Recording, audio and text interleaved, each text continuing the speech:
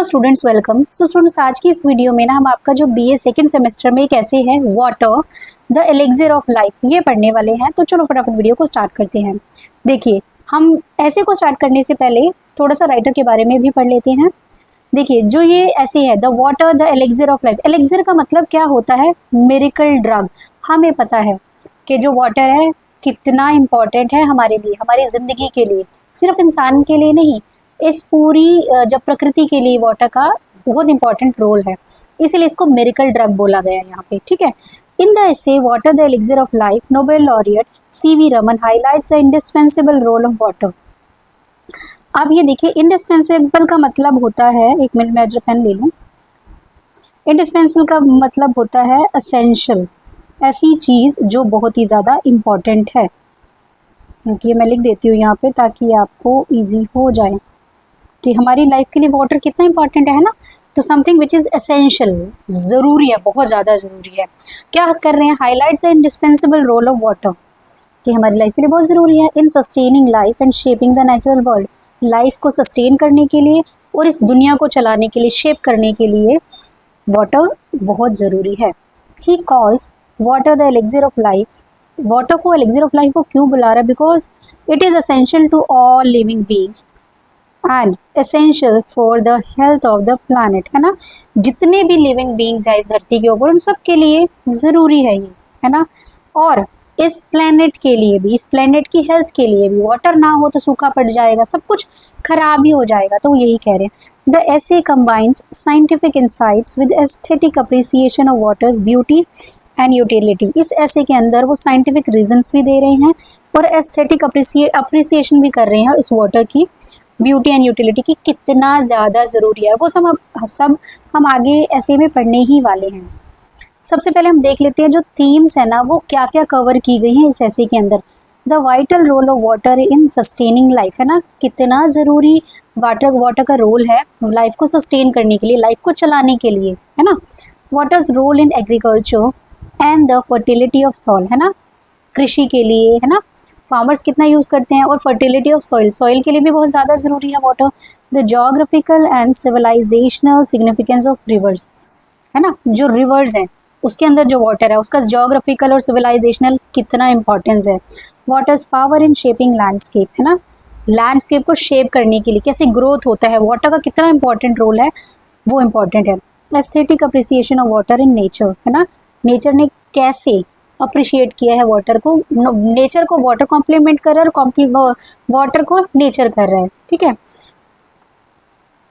And importance of water conservation and scientific planning. फिर writer बता रहे हैं कि इम्पॉर्टेंस बहुत है वाटर को कंजर्व करने की और साइंटिफिक उसको प्लान करके रखने की कि इन फ्यूचर में वाटर की कमी ना आए। ये कुछ थीम्स हैं इस ऐसे की। अब चलो समरी पे चलते हैं हम लोग। यहाँ पे जो समरी हमने पॉइंट्स में लिया है ताकि आपको समझने में इजी हो जाए।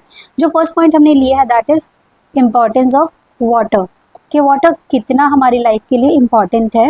Water is called the elixir of life, है ना, इसको यहाँ पे इस ऐसे के अंदर एलिक्सिर ऑफ लाइफ बुलाया गया because no life can exist without it, है ना। धरती पे जितने भी जीव जंतु जो भी हैं सबकी लाइफ वाटर पे डिपेंडेंट है। It is essential for all living organism, जितने भी धरती के ऊपर लिविंग ऑर्गेनिज्म है, प्लांट्स हैं, एनिमल्स हैं, सब के लिए वाटर बहुत ही ज़्यादा ज़रूरी है। तो फर्स्ट जो पॉइंट है इसमें हमने क्या किया कि धरती पे जितनी भी लिविंग बीइंग है सब के लिए वाटर बहुत ही ज़्यादा इम्पॉर्टेंट है। देखिए यहाँ पे जो सेकंड हेडिंग है इसमें राइटर क्या बात कर रहे हैं, वाटर एंड सॉइल फर्टिलिटी। यहाँ पे वो कैसे वाटर का सॉइल की फर्टिलिटी में बहुत इंपॉर्टेंट रोल है। Flowing water enriches soil by depositing silt. अब इसको ऐसे समझिए आप, जैसे कि जब पानी बहता है ना किसी भी नदी के अंदर तो वो बहुत सारा ऊपर से मिट्टी उठा के अपने साथ लाता है। और जैसे जैसे नदी आगे की तरफ बहती है ना तो वो जो ऊपर से आया हुआ पानी है ना, वो मिट्टी है, वो साइड साइड पे इकट्ठी होती रहती है। मतलब जो उपजाऊ मिट्टी है कहीं और से आके कहीं दूसरी जगह पे आती रहती है, वो इकट्ठी रहती है। तो वो यही कह रहे हैं कि मिट्टी को उपजाऊ बनाने में वाटर का बहुत ही ज़्यादा इंपॉर्टेंट रोल है, specially seen in fertile planes like the Gangetic delta, है ना। गंगा के आगे किनारे पे जो डेल्टा, आप ये समझ लिए किसी भी नदी के किनारे पे जो मिट्टी इकट्ठी हो रही है वो बहुत ही उपजाऊ होती है। Water has been agriculture promoting vegetation and growth, है ना। एग्रीकल्चर के लिए तो बहुत इंपॉर्टेंट है, जिससे कि प्रमोट कर रहा है वो क्या, वेजिटेशन एंड ग्रोथ, है ना। फार्मर्स जो है वाटर की हेल्प से ही तो सारी चीज़ें उगा पाते हैं, और ऑब्वियस है वो सप्लाई करते हैं, फिर मार्केट में आता है, आप लोग खरीदते हैं, और फिर ग्रोथ होती है उस फार्मर की भी और पूरे इकोनॉमी की भी। तो यहाँ पे क्या है कि जो मिट्टी है उसको फर्टाइल कराने में वाटर का बहुत ही इंपॉर्टेंट रोल है। नेक्स्ट देखिए, वाटर एंड ह्यूमन सिविलाइजेशन, के कैसे ह्यूमन सिविलाइजेशन वाटर से कनेक्टेड है और वाटर ह्यूमन सिविलाइजेशन से कनेक्टेड है। Human settlements have historically developed near water bodies, है ना, कि जो हमारे पूर्वज जो थे ना, वो कैसे वाटर के आसपास ही सिविल सेटल्ड थे, क्योंकि वाटर बहुत इंपॉर्टेंट रोल प्ले करता है इंसान की ग्रोथ में, सब्जियां उगाने में, हर एक चीज़ ग्रो करने में। हमारी डे टू डे जो लाइफ है ना, उसके अंदर वाटर का बहुत इंपॉर्टेंट रोल है। तो जो पुराने ज़माने में जो लोग थे ना, वो उन्होंने वाटर के सराउंडिंग ही सेटल होना ही प्रेफर किया। Water has supported civilisations and agriculture over centuries, है ना। वाटर ने क्या किया है, कई सेंचुरीज तक, मतलब शुरू से लेकर अब तक सिविलाइजेशंस को हेल्प किया है, एग्रीकल्चर में हेल्प किया है कई 100 सालों से। तो यहाँ पे क्या कह रहा है कि ह्यूमन सिविलाइजेशन की ग्रोथ में भी वाटर का बहुत ही इंपॉर्टेंट रोल है। तो यहाँ पे देखिए नेक्स्ट पॉइंट में जो हमारे राइटर है वो क्या कह रहे हैं, वाटर्स रोल इन नेचर, कि नेचर के साथ वाटर का क्या रोल है। Water shapes the earth surface through erosion, है ना। जो अर्थ का सरफेस है ना, वो वाटर शेप कर देता है, जैसे कि पानी बह के आता है और उस पानी के साथ साथ बहुत सारी चीज़ें ऊपर से बह के आती हैं, और जो वाटर है ना बहाव के साथ वो जो धरती की जो सतह है ना उसको बिल्कुल ही प्लेन कर देता है, जिससे कि क्या पॉसिबल हो पाता है, ट्रांसपोर्टेशन एंड डिपोजिशन। डिपोजिशन का मतलब यही है कि बहाव के साथ चीज़ों को बहा के ले जाना।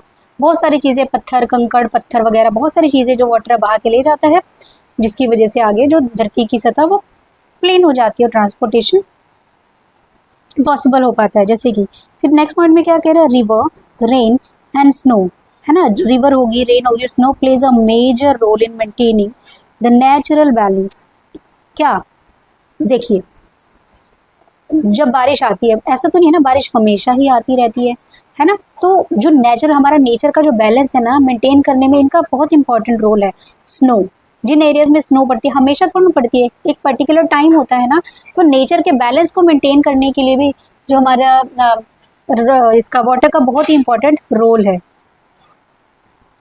नेक्स्ट पॉइंट देखिए, इसके बाद जो हमारे राइटर है, beauty of water, beauty of water की बात करते हैं कि वाटर की जो ब्यूटी है वो कैसी है। Raman reflects on the aesthetic appeal of water in nature, है ना, कि जब आप नेचर में जाते हो और वाटर को देखते हो, आप कितना रिलैक्सिंग फील होता है। Like rain fed streams, lakes and snow capped mountains, है ना। आप जब भी देखोगे ना, आप किसी भी हिली एरियाज में जाओगे तो आपको वो जो ब्यूटी है ना, एस्थेटिक ब्यूटी, आपको वो बहुत ही ज़्यादा अच्छा फील कराती है, आपको एक इलेटेड फीलिंग आती है।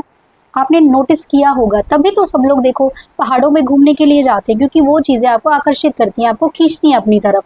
तो यहाँ पे वाटर की ब्यूटी की बात की गई है in the form of rain, streams, lakes and snow capped mountains, ठीक है। He appreciates water not just for utility but for its charm and visual beauty, है ना। सिर्फ उसकी जो यूटिलिटीज़ है ना, वाटर के जो यूजेस है, सिर्फ उसकी वजह से वो वाटर को अप्रिशिएट नहीं कर रहा, वो क्या कर रहा है कि वाटर की ब्यूटी की भी यहाँ पे प्रेज कर रहे हैं कि कैसे वाटर की जो चार्म है, ब्यूटी है, वाटर की सुंदरता है, आपको अपनी तरफ खींचती है। अगर आपने सुना होगा, जो कैलाश में मानसरोवर लेक है, उसका जो पानी है ब्लू कलर का बिल्कुल, जब कोई भी इंसान वहाँ जाता है ना, उसको बहुत डिवाइन फील होता है। तो वो ब्यूटी ऑफ नेचर ही तो है, ब्यूटी ऑफ वाटर ही तो है जो आपको इतना डिवाइन फील करवाती है। देखिए इसके बाद हमारे जो राइटर है क्या कह रहे हैं, नीड फॉर वाटर कंजर्वेशन। इसीलिए वो कह रहे हैं कि जैसे वाटर इतना इंपॉर्टेंट है ना हमारे लिए, हमारे सराउंडिंग के लिए, हमारे नेचर के लिए, है ना, ह्यूमन सिविलाइजेशन के ग्रोथ के लिए, तो हमें इसे कंजर्व करके भी रखना पड़ेगा। He emphasizes the need to conserve water resources. हमें क्या करना है, कंजर्व करके रखना है, सुरक्षित करके रखना है वाटर के रिसोर्सेज को। He warns against misuse and wastage of water, है ना, वो वॉर्न कर रहा है कि नहीं, आप इसका मिस यूज़ ना करिए और वेस्टेज भी मत करिए, इसको प्रिजर्व करके रखिए। Stresses scientific planning in irrigation and water management. अब वो ना साइंटिफिक तरीके से जो वाटर रिसोर्सेज को सेव किया जाता है ना, उस पे जोर डाल रहे हैं कि आप किसी भी तरीके से वाटर को प्रिजर्व करने की कोशिश करिए, वाटर मैनेजमेंट कीजिए।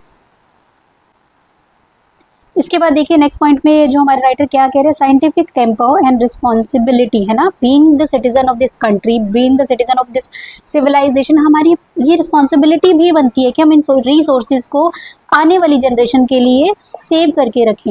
ही advocates a scientific approach to using water efficiently, है ना, वो एक साइंटिफिक अप्रोच अपनाने के लिए कह रहे हैं कि आप लोग वाटर को प्रिजर्व करके रखिए, वेस्टेज बिल्कुल भी मत करिए। Citizens must be aware and responsible about water usages to sustain future generation. मैंने अभी बताया आपको, है ना, कि हमारे जो सिटीजन्स हैं, आप लोगों को अपनी अगली जनरेशन के लिए वाटर को प्रिजर्व करके रखना है, तो आप इसको बहुत अच्छे से यूज़ करिए और जो साइंटिफिक तरीके हैं जो प्रिस्क्राइब किए जाते हैं आप उनको फॉलो कीजिए, और जिससे कि आपकी आगने वाली जनरेशन को इससे बहुत फ़ायदा मिलेगा। देखिए यहाँ पे राइटर कंक्लूजन में क्या बोल रहे हैं, Raman concludes by reminding us that, वो क्या कर रहे हैं, कंक्लूड कर रहे हैं हमें ये याद दिलाते हुए, water is not just a physical substance, ये एक फिजिकल सब्सटेंस नहीं है, but a life giving and life sustaining force, है ना, जिंदगी देता है, ये लाइफ को सस्टेन करता है, ये बहुत इंपॉर्टेंट पार्ट है ह्यूमन सिविलाइजेशन का। वो क्या कह रहे हैं, its conservation is a moral and scientific duty, हमारी being a human, being a civilized person,